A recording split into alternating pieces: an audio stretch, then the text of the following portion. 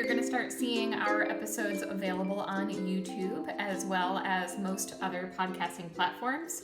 But we are going to add future episodes, so weekly you'll be able to check out our episodes here on YouTube. And we are also doing that retroactively, so you will begin to see more episodes being uploaded from all other 83 episodes that we have in our docket. We will be putting those on YouTube as well, so that you can have as many listening options as you like in whatever format that you like. We really wanted to make sure that we are reaching as many people as possible. So I hope you enjoy the episode. Always feel free to reach out and contact us at Creative Therapy Umbrella. We love hearing from you. Kate at creativetherapyumbrella.com, and enjoy the episode.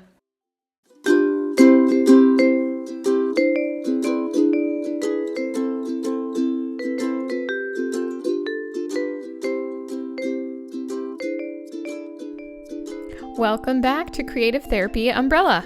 This is a place where we talk about all different types of creative arts therapies, expressive therapies, and creative approaches to therapy. My name is Kate Shannon. I am a licensed clinical professional counselor as well as a board-certified music therapist, and I'm your host. I am super excited about today's episode because I just get to share a bunch of really fun creative ideas with you today. It's just me on the episode today. But I'm pumped. I put out a poll on Instagram. If you don't follow us on Instagram, I highly recommend it because I'm always on there. It's the one social media thing that I actually feel like I can use. So I had set out a poll to see what people feel like they wanted more of on the show, and there were a few different options, and it was really actually a very close tie between child play and music development, or infant mental health, or creativity resources, and creativity resources was the final winner. So we're going to dive into a little bit of that today. There's going to be a bunch of freebies in this episode that you can go to the show notes and download for yourself, and a couple of other opportunities sprinkled in as well if they are helpful. Before we dive into that, I wanted to just give you an update where if you're on my newsletter, then you've probably heard this a little bit already. But if you are not, some exciting things happening over here at Creative Therapy Umbrella. I am now have my private practice up and running in Portland, Maine, which is really exciting. I'm sitting here next to all of my office furniture and markers and crafts and books and instruments and yarn and toys and all of the stuff to get that into the office to start doing some COVID safe sessions for kiddos, teens, and adults, and I'm just beyond excited. So Creative Therapy Portland is the name of my private practice, and I love that it just continues with the creative therapy theme that has started here at Creative Therapy Umbrella. So that's super exciting and has kept me incredibly busy these past few weeks. So I'm definitely feeling much more tired than usual, but also equally as excited. So super, super excited for that. On another note, if you're on the newsletter, you may have heard this already, but MTPC, the Music Therapy Podcast Collective, will be announcing some really exciting news here in the next few weeks. We have been hard at work with some amazing contributing podcasters who are creating their own pod courses to put out into the world through MTPC, and we're super pumped to make that happen and to be a part of it. They're going to be so great. I just kept the only thing I could explain was that I was squealing with delight at seeing these pod courses and the workbooks and the content. And so, yeah, really excited for that to happen. I'll of course announce that here at Creative Therapy Umbrella, but you can also stay on top of that news if you follow MTPC on Instagram or MTPC's newsletter as well. And of course, all of that information will be in our show notes, so you can hop on that very quickly. So you don't miss a beat there. Otherwise, I think that's it for some updates of what's going on here.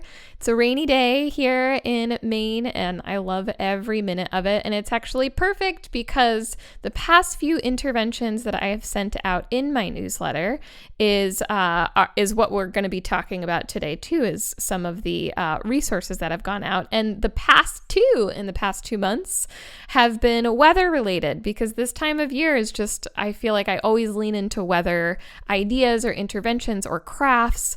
So that is what we're going to go through. We're going to start with a fun little song that I wrote. Actually, this was a part of Stephanie Level's, it was a part of her, she does these, or she had done them a while ago, songwriting challenges where you do like 3 days, a songwriting challenge, and you come up with 3 songs and just like roll with it. And I absolutely loved those for the creativity inspiration of just like taking an idea, rolling with it, and just seeing what happens. Who cares what it sounds like? Just go with it. And had a ton of fun with that.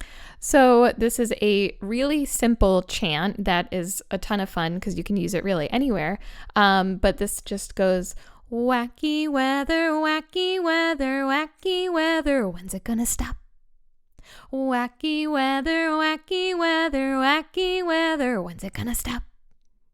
And that's basically the main part of the chant. I like to add in different parts for rain, wind, thunder, snow. Pitter patter goes the rain. I think of like touching your fingers onto a drum, or like that. Whoosh, whoosh goes the wind, and whoosh, whoosh goes the wind. Boom, boom, boom goes the thunder. Boom, boom, boom goes the thunder. And here comes the snow. Go! Wacky weather, wacky weather. Then you can just keep going. But so I really like having flexible songs in sessions because the way I use music is often pretty child-led, so I'm not always bringing an intervention in and using a very directive approach. I definitely do that in certain sessions, but I have a lot of kiddos that really enjoy child-led work, and it really supports their goals and our treatment. So I like songs like this because I don't need an accompaniment instrument, or I can use it while we are playing in a dollhouse and it starts to rain outside, and can add music to non-musical toy play and different things like that. So I like chants and things that I don't need an accompaniment with because I can be really flexible in the therapy room in whether we're using play or art, or, if it is more music, then we'll bring in the instruments, but I love that flexibility.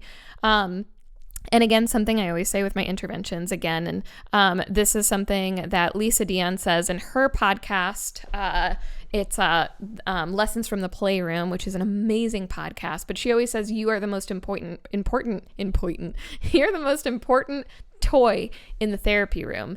And I feel that so strongly that, you can bring in interventions and songs and all the things to do all day, but the connection that you bring into the room is an intervention itself. So remembering to attune to your clients, reflect their feelings and expressions, and being present and just being is an intervention. So I always like to clarify that when sharing interventions, because these are great to use, but it's so important to remember that the relationship and you in the room are incredibly important as well. So with Wacky Weather, there are a bunch of expansion ideas on how you could use this. I know I had just mentioned of like you're playing in a dollhouse and a kiddo is, something's happening in the dollhouse and they talk about the thunder outside or the snow, and you can easily bring this song in just to have additional sensory input for multisensory learning, to process in that way. Some kids might want to process musically. Also, though, you could use this song as a really great jumping off point for movement. I think what I really like about this is we've got that just wacky weather part, which could be like marching, walking around a room, or, you could really do anything. It could be super open for a kid at that point. And then doing different movements when the verses come. So with pitter patter goes the rain, I imagine tiptoeing across the room and being really and then big whooshy movements for big lunges for the wind, and maybe you have a parachute as you're doing it and doing these big movements, and of course big stomps for thunder, and then water spray. You could even use water spray in this for sensory. If you wanted to expand this into sensory stuff, bring in a water spray bottle. I remember the first time I brought a water spray bottle into my clinical work, and I was like, how did I not know about this? How did I not know that a spray bottle was magic to children? Because it really, really was. Of course, never spraying it directly at a child. It's spraying it up in the air. And actually, I would have any child that I would bring the spray bottle in with a session would ask, of course, permission, and see a lot of kids like to feel it on their hand first, and then I'd spray it up in the air where they could reach. They could decide to reach in if they'd like. If they were limited with their mobility, I would ask, hey, can I put this on your hand so you can feel it? Do you want to try it? Do you want to try it up in the air? So there's lots of that autonomy, which is a major player in child mental health. So this is going into the other topic, but autonomy, asking for permission, respect, all of those things are so important for every single child that we work with, and maximize that in your sessions above all else. But so a big one for the spray bottle. Most kids that I worked with absolutely loved it. Some kids didn't like it, and it was a sensory thing, and it was totally cool. And they warmed up to it a little bit, but still only wanted it on their hand. But that was great. It was still great. But so, I mean, you could put this up in the air. You could have a fan with the water spray for like wind and water, a thunder tube or flashlight for the thunder too. You could have, it could be darker if you have like a night light in your room or something like that. So you can have thunder, an ice cube in a sandwich bag for the snow to get that sensory feeling of the cold snow. All of those multisensory experiences are just so much fun. And then lastly, I think this would be a really fun one to bring in some art. I think that there are obviously so many different ways that we can turn musical experiences into expanding it into art, but I think this could be a great one to paint, like drum painting. So painting along with the particular elements of the song. So pitter patter, pitter patter. How can we use a paintbrush to do pitter patter? Or not even a paintbrush, but maybe it's a sponge with a clothespin on the end of it. And how do we make big strokes? Do we make big strokes for the wind and big palm prints for the thunder? And all these different ways of turning the auditory elements of the song into a visual creation that they can take home, which is really fun too. In this download, you will also notice, and I do this with a lot of my interventions, and a lot of the interventions in the umbrella community have these as well. There is a whole page dedicated to adaptations.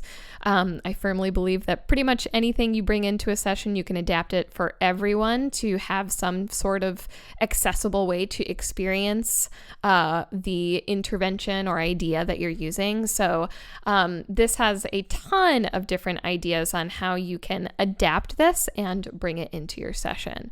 As well as it comes with 8 adorable visuals that include rain, stormy, sunny, snow, windy, partly sunny, a cute little rainbow, and windy. So there's a lot of cute little visual cue cards that you can use there too, and you can laminate them and use them however you'd like to support however you need. All right, on to weather-related intervention number 2. This one is Thunderboom, and actually both Wacky Weather and Thunderboom are interventions that have been on my website for a while, but I decided to go back and revamp them, add some additional elements of expansion ideas or visuals or adaptations, just to flesh them out a little bit. So I love going back. This was actually inspired by design thinking from Amanda's episode. I'll have to check the number on that, but I'll link it in the show notes, where when you have something that works, and even if it doesn't work, you can always go back and revamp and tweak and go back and check it again. And I love that cycle. So that's what I've done with these. And so Thunderboom, I wrote this I actually wrote it during my internship and had a couple kiddos or a kiddo that really didn't like the thunder. It was really scary. And man, we got tons of thunder, and it was upstate New York at that time. And so spring was full of thunder and rain and all of that stuff, and snow, of course. And so I wanted to write a song that was really fun about thunder, but also had some other elements to it. And what my favorite part about this intervention is that there's kind of this sense of empowerment at the end where you get to say shh to the thunder and tell it to go away. And there's something really empowering about that kids really buy into. And I was really surprised at that, and really excited that is what this song ended up serving, giving empowerment to be able to say like, hey, thunder, go away from me, which is just really adorable hearing kids say that, and super, super cute. But so this is another simple song that could just be a chant. And this one starts with stomping your feet, patting your legs, and then clapping your hands. And so it goes like this. Oh, I can stomp my feet today, hear the thunder boom. Oh, I can stomp my feet today, hear the thunder boom. Oh, boom, boom, boom, boom, boom, boom, boom, boom, boom, boom, boom, boom. Oh, boom, boom, boom, boom, boom, boom, boom, boom, boom, boom, boom, boom. And here I'm stomping my feet really, really hard and really, really fast. And then, oh, I think it's getting closer. Oh, I can pat my legs today, hear the thunder pat. Oh, I can pat my legs today, hear the thunder pat. Oh, pa pa pa pa pa pa pa pa pa pa pa pa. Oh, pa pa pa pa pa pa pa pa pa pa pa. Oh, I think it's getting closer. Oh, I can clap my hands today, hear the thunder clap. Oh, I can clap my hands today, hear the thunder clap. Oh, la la la la la la la la la la la la. Oh, la la la la la la la la la la la. Oh, I think it's getting closer. Oh, shh, shh, shh, shh. Thunder, go away from me. Shh, shh, shh, shh. Thunder, go away from me. Oh, shh, shh, shh, shh. Thunder, go away from me. Oh, shh, shh, shh, shh.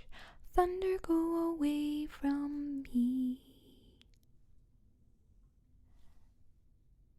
Every time at the end of this song, kids are so quiet and so ready to go into higher executive functioning learning because we've just done some sensory grounding. We feel really empowered to tell the thunder to go away from me. But the elements that this song has of going up and down and loud and soft and all those different things really gets a lot of that sensory stuff out for kids. So fun to just use on its own as a really great, this would always be my number 2 if I was doing a group session. Not always this song, but one of my rotating number 2 songs where I do a hello song for a group, and then the second one would be a sensory grounding kind of song. And so this was always the one that I usually used in springtime for a couple weeks. But the really cool thing is you can expand this in so many ways. I included some adaptations as well in this one, just a few different ways to support, but some expansion ideas I think are one of my favorites. Books. What a great way to bring in visuals and connect it with this song. Again, that multi-sensory learning that's so powerful for so many kids, when they can have many avenues, visual, auditory, kinesthetic, all these different ways that are supportive of their learning and providing the needs that their body and their minds need and want at that time. So some book suggestions: Thunder Cake, Cloudy with a Chance of Meatballs, Thunderboomer. They all would be really, really great books to you could go into a book directly after this intervention. I think that'd be a perfect time because kids are really quiet and ready to go. Actually, I think a lot of these interventions would be great right after that. But art-wise, you could bring in cotton balls to create clouds on paper. You could draw stormy weather that way. You could use paint on bubble wrap and place it on top of a paper so you can make like those raindrops when you like roll it on top of the paper. It looks like really adorable raindrops. But you can expand it more and do cardboard and foil and add that extra sensory effect. Movement cards. I love handy dandy movement cards. There's a bunch in the community. There's a bunch of different movement cards, and there's some of my favorite things to have like on hand to pull out whenever I need them. But great for visual supports throughout the song. So expanding some more of those movements. And, you know, if you do the whole song again, and you can do follow the leader type of movements or different things like that, which here's a little of the infant mental health tip. Follow the leader movement when you have a kid who's doing a movement and everyone else is following them, or you're doing a movement and a kid's following you, or vice versa. You're following one child. That fosters attunement. Attunement is being very mindful and present with somebody. And simple follow the leader in games and stuff like that are fostering attunement, because when you're checking in with that child and saying, I'm here with you and I'm doing all the movements you are and I'm watching you, I'm right here, that really grows the attachment, a healthy attachment. And, you know, as other adults in a kid's life, we want to develop those healthy attachments as well, so that we can be another resilience factor for kids. We can be that other healthy attachments outside of the family and outside in the community to support kiddos. So, and last, a sensory jar. Sensory jars are so much fun, but you could make one for all different types of weather: sparkles and glitter for rain, cotton balls for clouds, and leaves for wind. And you could just get really, really fun. There's a Pinterest board I link to in that because I just love it. So this download is in the show notes. Lots of fun stuff in there too. Feel free to check that out. All right. For the last freebie of today, there is a simple one-page download that I'm actually next month going to turn into a full intervention that has a little bit more, it'll be more fleshed out and have more details and descriptions. But one of my favorite tools to use for kids for when working with kids who have anxiety is finding different techniques for mindfulness in working on being in the present moment and not getting so much caught up in thoughts and accepting thoughts for what they are and finding a way to turn towards mindfulness. And so one of my favorite ways to do that I find is really effective for kids, because it can kind of turn into a game. Deep breathing and all of those things are really great, but the 5, 4, 3, 2, 1 technique, grounding technique, is by far my favorite because, again, it can easily be a game. It can take longer than just a couple quick breaths, which sometimes I feel like isn't effective. I think sometimes when kids are feeling anxiety, kids, teens, adults, it takes a little bit more time for that anxiety to kind of come down and for things to feel a little bit better. So if you don't know what the 5, 4, 3, 2, 1 technique is, it's just what you do is you start with 5 and you would name and describe 5 things that you can see right now around you, wherever you are in that moment. And this is a catch that I did not know. I remember learning about this when I was doing my own counseling in college, and a therapist telling it to me, and I tried it and I was like, oh, this isn't for me. This isn't working. But I was literally just like, I see a lamp, I hear, whatever. I see a lamp, I see this speaker, I see this thing, I see this thing. And I was like going through it very anxiously. So come to find out, I think what makes this really work and something that when you can get more mindful is being descriptive about each thing that you see. So you start with 5 and you name and describe 5 things that you can see, being as descriptive as you can. So for example, right now I would say, I see a silver and light green lamp to my left. I see a red interface, Focusrite Scarlett thing that I use for recording that has a green blinking light and several cords plugged into it. I see a stained glass star that is iridescent and has 5 very distinguishable pieces to it that have been soldered together with silver. So that is how I would go about naming those things. So descriptive, slow as you can, not super slow, but not really rushed and just trying to cross it off the list, because I feel like it doesn't work then. So you start with 5 things you can see, and then you do 4 you can hear, 3 that you can feel, 2 you can smell, and 1 that you can taste. Now, I know some people have it different where like some of the senses are flipped, which I think is fine. It's just really the idea is to get into your senses, because if you're in your senses, you're in the present moment. And when you're present and mindful, it is very combative of anxiety, because anxiety can be mostly future oriented, sometimes past oriented.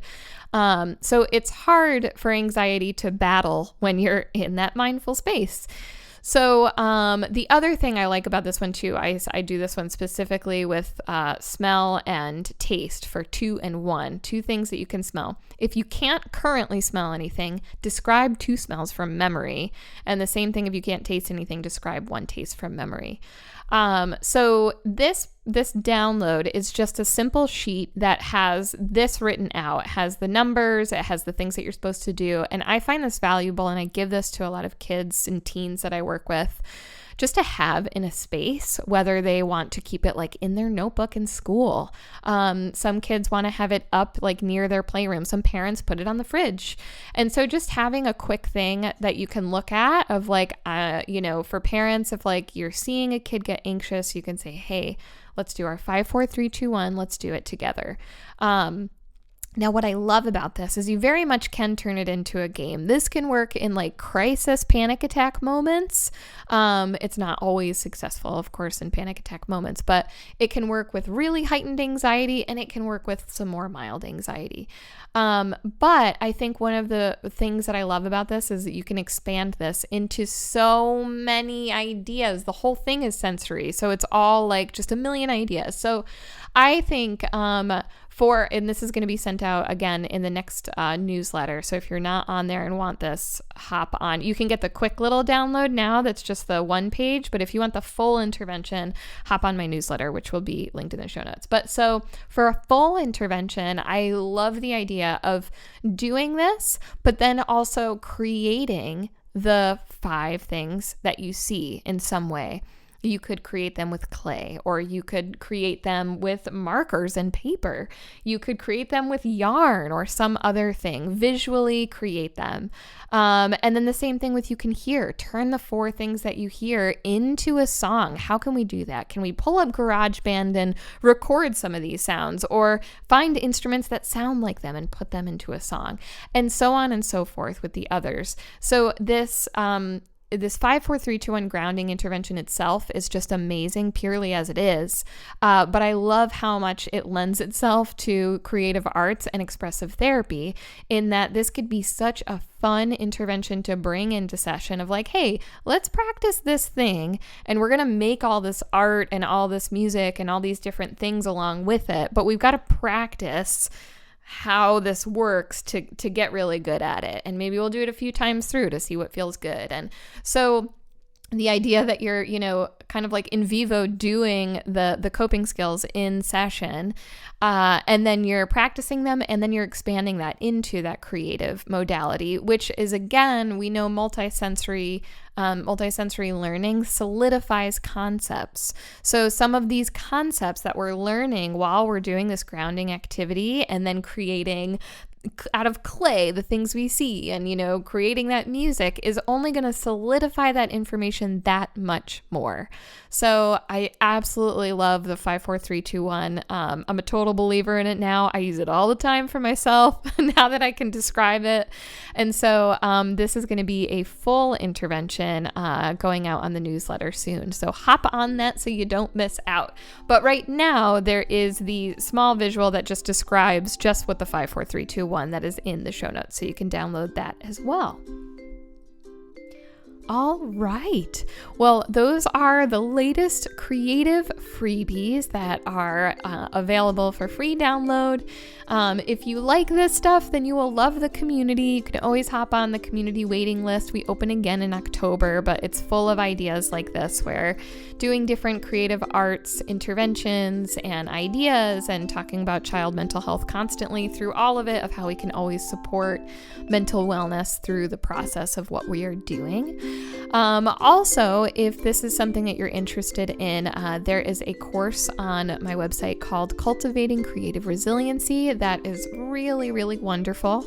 If you hop into the show notes, there will be a link for $20 off of that too. So if you're interested in purchasing that, it will be $20 off. And no one knows about this except for podcast listeners. So I'm not even going to post it on Instagram. So hop on there if you want to do that course. It's $20 off with the code in the show notes. And there'll be a link to it as well, so you can just hop right in there. But otherwise, I am sending you lots of warm thoughts from my cold and wet space in Maine, although I'm loving it and the plants are really, really loving it. Hoping that wherever you are, that you're taking as much care of yourself as you can and putting yourself first as well, because what we do is really hard work and you're appreciated. And I see you, and that might have been thunder or something upstairs, but it was perfectly timed for our thunder intervention. So anyway, sending you lots of warm thoughts. Always feel free to reach out, Kate at creativetherapyumbrella.com. I love hearing from listeners, so always feel free. Otherwise, I will talk to you soon, and be creative.